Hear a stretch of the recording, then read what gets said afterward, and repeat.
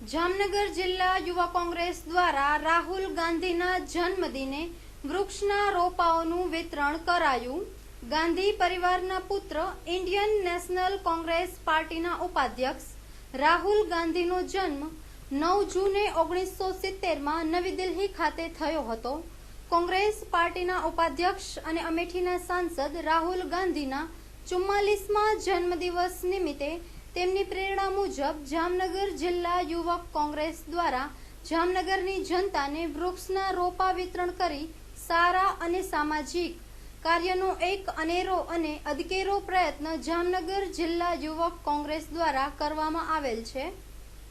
આ કાર્યક્રમ જામનગર જિલ્લા યુવક કોંગ્રેસના પ્રમુખ દિગુભા જાડેજાની આગેવાનીમાં યોજાયો હતો અને તેમાં જામનગર કોંગ્રેસ સમિતિના સંગઠનના હોદ્દેદારો, જામનગર મહાનગરપાલિકાના વિરોધ પક્ષના નેતા અને સર્વે કોર્પોરેટરો અને જામનગર જિલ્લા યુવક કોંગ્રેસના હોદ્દેદારો હાજર રહ્યા હતા.